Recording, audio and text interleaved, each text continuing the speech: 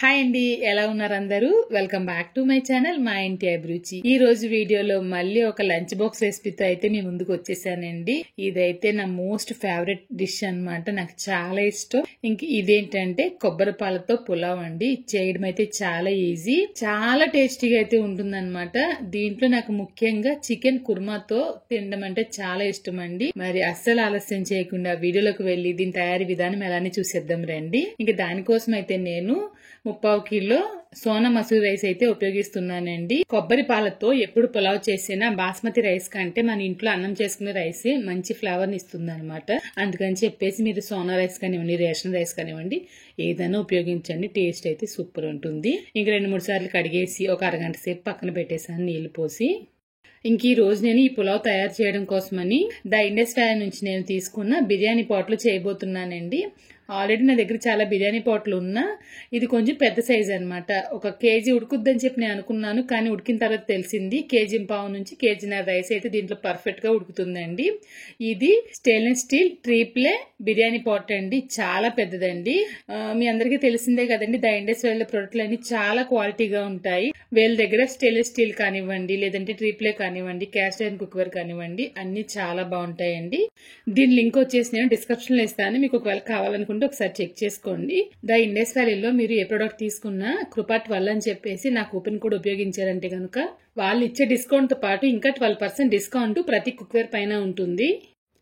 ఇంకా బిర్యానీ పాట్ అయితే పెట్టానండి. పెట్టిన తర్వాత ఆయిల్ వేస్తున్నాను. ఆయిల్ వేడెక్కిన తర్వాత గరం మసాలా దినుసులు వేస్తున్నాను. గరం మసాలా దినుసులు బాగా వేగిన తర్వాత సన్నగా తరిగిన ఉల్లిపాయలు, ఒక 3-4 పచ్చిమిర్చి వేస్తున్నాను. రుచికి తగినంత సాల్ట్ వేసి ఉల్లిపాయలు మంచి బ్రౌన్ కలర్ వచ్చే వరకు బాగా ఫ్రై చేయాలి. ఉల్లిపాయలు బాగా వేగిన తర్వాత ఇప్పుడు దీంట్లో ఫ్రెష్ గా రుబ్బిన అల్లం వెల్లుల్లి పేస్ట్ అయితే వేస్తున్నానండి. నేను ఒక 3 టేబుల్ స్పూన్స్ అయితే వేసాను. కప్పు కొలతలో అయితే కనుక 1/2 కప్పు వేసాను అనమాట. వేసిన తర్వాత ఒకసారి బాగా ఫ్రై చేస్తున్నాను. బాగా వేపిన తర్వాత ఇప్పుడు దీంట్లో నేను శుభ్రం చేసి ఉంచిన ఒక గుప్పెడు పుదీనా వేస్తున్నాను. తర్వాత 2 మీడియం సైజ్ టమాటోలు సన్నగా కట్ చేసి వేస్తున్నాను. పుదీనా ఎక్కువగా వేసిన, టమాటోలు ఎక్కువగా వేసిన ఫ్లేవర్ అనేది మారిపోతుంది, చూసి వేసుకోండి. తర్వాత ఇవి వేపేటప్పుడు కొంచెంగా కొత్తిమీర కూడా వేసి బాగా ఫ్రై చేశాను. మూత పెట్టి ఒక నిమిషం వదిలేసాను అనమాట. టమాటో మగ్గిన తర్వాత ఇప్పుడు దీంట్లో కొబ్బరి పాలు వేస్తున్నానండి. నేను చిక్కటి కొబ్బరి పాలు 3 కప్పులు తీసుకున్నాను. మొత్తం 3 కప్పుల రైస్ ఉపయోగిస్తున్నాను కాబట్టి 6 కప్పులు నీళ్ళు అయితే పడతాయి.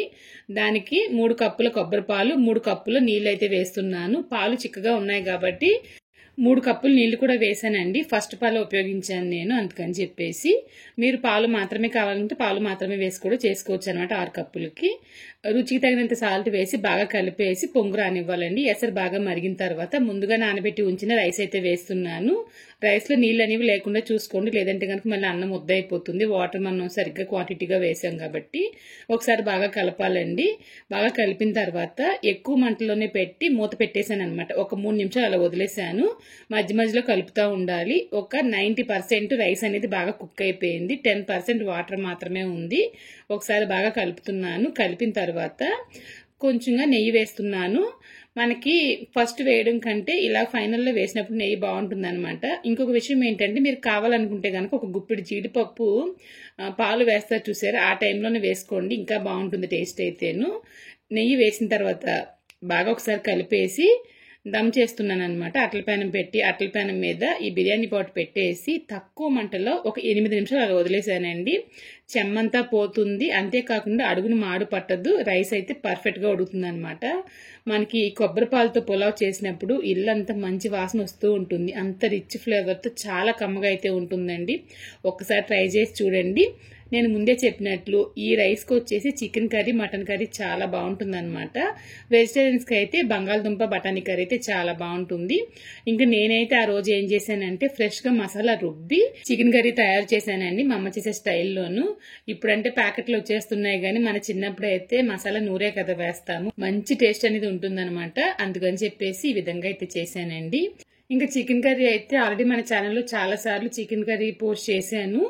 ఇలా ఫ్రెష్గా మసాలా రుబ్బి అయితే ఎప్పుడో ఒకసారి పోస్ట్ చేశాను. ఆ వీడియో ఎక్కడ ఉందో కూడా తెలియదు. మీరు కావాలనుకుంటే అడగండి, మళ్ళీ రీపోస్ట్ చేస్తాను. ఇంకా ఈ రోజు మన ఛానల్లో నేను తయారు చేసే ఈ కొబ్బరన్నం మీకు నచ్చిందని చెప్పి అనుకుంటున్నానండి. ఇంక ఈ వీడియో కనుక మీకు నచ్చినట్లయితే లైక్ చేయండి, షేర్ చేయండి.